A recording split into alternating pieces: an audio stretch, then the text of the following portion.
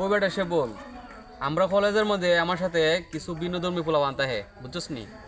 এরা যখন ধর্মীয় উপাসনা করে তখন এরা নাকি খুব মনোযোগ সহকারে করে। এরা নাকি শয়তানে বলে মন লড়াইতে পারে না। আর আমরা মুসলমানের যখন নামাজ পড়ি তখন আমরা বলে এই মন শয়তানে লড়াই লাই। তখন আমি চিন্তা হয়ে দেখছি ওটা আসলে ব্যাপারটা তো ঠিকই, আমরা তো মন লড়াই লাই। তোর কথা আমার বুঝে ফেললো না, তুই তিকিটা হইলে বেটা। আরে বেটা তুই দেখ নাইলে বাইবা দেখ। না থাইলে তোর কথা আমার বুঝে ফেলো না, হুজুরের দ্বারায় আমরা ইমাম সাহেবের দ্বারা। তিলে আই মন সাহেবের যাই মতিলে আয়। হুজুর নে দেখ, ঠিক এখন আছে, সালাম দে। আসসালামু আলাইকুম। হুজুর আছেন নি? ওয়ালাইকুম আসসালাম। সে বল আয়ো, তোমরা কিতা ওই একটা বিষয় নিয়ে কথা বলতেছি। বউ বসো তুমি। তোমরা কিতা বুঝে আইলাই? আইলাম ওই আমরা কলেজের মধ্যে কিছু ফুলাফান আছে বিধর্মী, বুঝুননি? এরা কইলো যে এরা ধর্ম উপাসনা যখন করে তখন এরা খুব মনোযোগ সহকারে করে।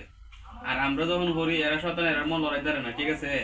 কিন্তু আমরা যখন করি শয়তানের মন লড়াই লাই। এখন আমি কইছি আসলে বাইবা দেখছি যে আসলে ঠিক শয়তানের আমরা মন লড়াই লাই। এখন ইবে স্যার এটা মানতে রাজি না। ঠিক আছে, তোমার কথা সত্যি, ওই তুমি যে কথা কইছো কথাটা ঠিক আছে। তো আমি কইব না, আমি একটা উদাহরণ দেই, কথাটা তোমরা মনোযোগ সহকারে শুনো, ঠিক আছে? ধরো তোমার বাড়ির মধ্যে দুইটা ঘর আছে।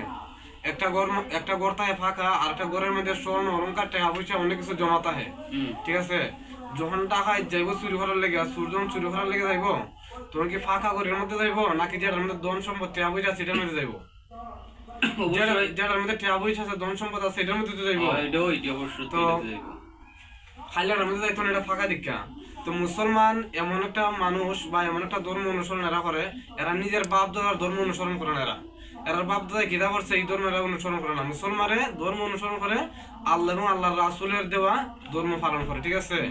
তো যে কারণে মুসলমানের ভিতরে একটা ঈমান আছে, শয়তান মুসলমানরা আক্রমণ করে, মুসলমানদের কাছ থেকে ঈমানটা নেওয়ার লাগিয়া, এরার কাছ থেকে ঈমান নেওয়ার লাগিয়া শয়তান সবসময় এর পিছনে লাগিয়ে থাকে, ঠিক আছে? যে কারণে শয়তানে মুসলমানরা দুকা দেয় এবং নামাজের মাঝে এরার ধ্যান নষ্ট করার লেগে বিভিন্ন ধরনের কুমন্ত্রণা দেয়। আর এরা যারা কথা কইছো, এরা তো মনে হয় ইমান নাই, শয়তান তো এরা দুকা দেওয়ার দরকার নাই। এরা তো শয়তানের কাজ অলরেডি করতেছে, যেই কারণে মনোযোগ সহকারে এরার কাজগুলো করতে পারে। বুঝতে পারছি? অবশ্যই অবশ্যই।